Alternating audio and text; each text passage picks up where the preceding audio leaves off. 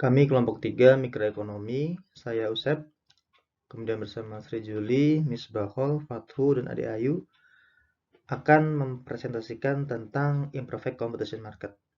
Lebih spesifik lagi tentang monopoli, Carnot oligopoli, Bertrand oligopoli, Nash equilibrium, dan monopolistic competition. Bagian pertama akan membahas tentang monopoli. Karakteristik utama dari pasar monopoli dibandingkan dengan perfect competition yang pertama adalah di pasar monopoli hanya ada satu produsen yang memproduksi suatu produk, sedangkan di perfect competition terdapat sangat banyak produsen.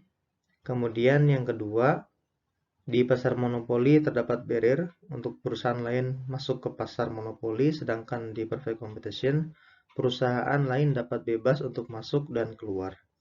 Kemudian karakteristik terakhir yaitu perusahaan monopoli dapat memilih harga dan kuantitas yang diproduksi untuk memaksimumkan profit mereka berdasarkan bentuk dari fungsi permintaan.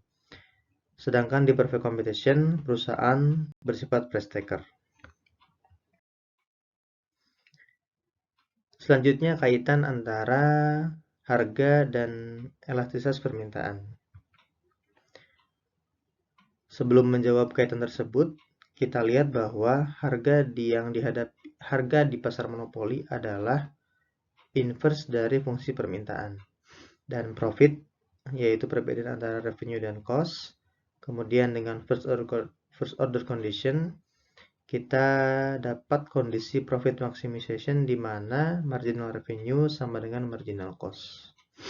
Selanjutnya kita akan melihat bagaimana bentuk marginal revenue di pasar monopoli. Kita tahu bahwa revenue adalah price kali quantity, yaitu R sama dengan P dikali Q, di mana P adalah fungsi dari Q. Sehingga ketika kita menghitung R aksen Q dengan rumus turunan U aksen V ditambah UV aksen, kita dapatkan P fungsi Q ditambah P aksen dikalikan Q. Kemudian kita kalikan 1, yaitu P per P, dan kita rearrange menjadi seperti ini, dan bentuk ini P aksen dikali Q per P dapat kita ubah menjadi 1 per E, di mana E adalah fungsi dari Q. Sehingga R aksen Q sama dengan P dikali 1 plus 1 per E, di mana E itu adalah elastisitas dari market demand. Formulanya yaitu elastisitas sama dengan dQ per dP dikali P per Q. Apa itu elastisitas? Yaitu persentase perubahan dari kuantitas yang diminta ketika terjadi kenaikan 1% di harga. Nah, di sini diasumsikan bahwa elastisitas bernilai kurang dari 0, sehingga market demand memiliki kurva slope negatif, yang artinya adalah kuantitas yang diminta akan berkurang seiring dengan kenaikan harga. Di formula 4 kita tahu bahwa MR sama dengan P dikali 1 per 1 plus elastisitas. Kemudian kita tahu bahwa juga marginal cost bernilai lebih dari sama dengan 0, atau marginal cost selalu bernilai tidak negatif. Sehingga disimpulkan bahwa marginal revenue atau P dikali 1 plus 1 per elastisitas akan bernilai lebih dari sama dengan 0. Faktor selanjutnya adalah kita tahu bahwa harga selalu bernilai positif atau non-negatif. Dengan demikian, kita harus mempunyai nilai absolut elastisitas harus bernilai lebih dari sama dengan 1 atau demand bersifat elastis. Nah, hal ini juga mengindikasikan bahwa perusahaan monopoli tidak akan memilih output yang berada pada range demand bersifat inelastis.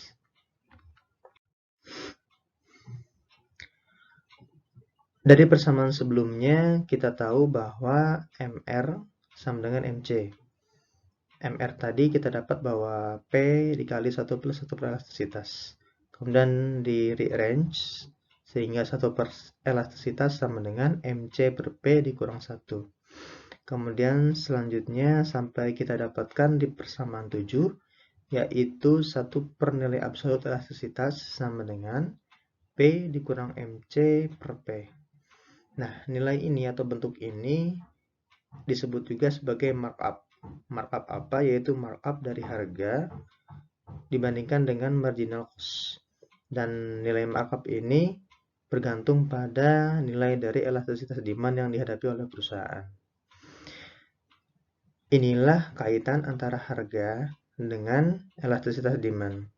Persamaan 7 ini juga dapat kita gali lebih lanjut, yaitu ketika elastisitas market demand berada pada rentang 1 sampai dengan tak hingga, namun tidak mencapai tak hingga, artinya nilai elastisitas itu finite, maka price, harga di perusahaan monopoli akan lebih besar dari marginal cost.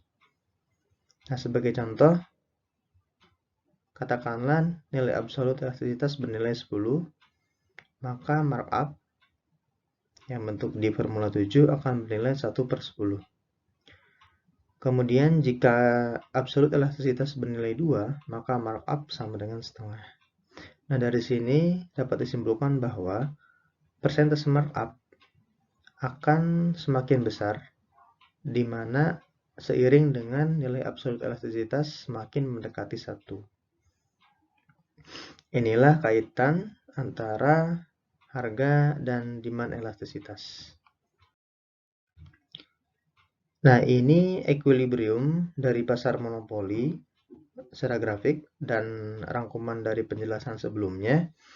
Yang pertama, bahwa harga di pasar monopoli adalah inverse demand function dan diasumsikan bahwa elastisitas bernilai negatif sehingga slope kurva permintaan adalah negatif. Kemudian di titik ini, di titik equilibrium, marginal revenue sama dengan marginal cost. Kemudian di area ini, area di mana nilai elastisitas bernilai lebih dari 1.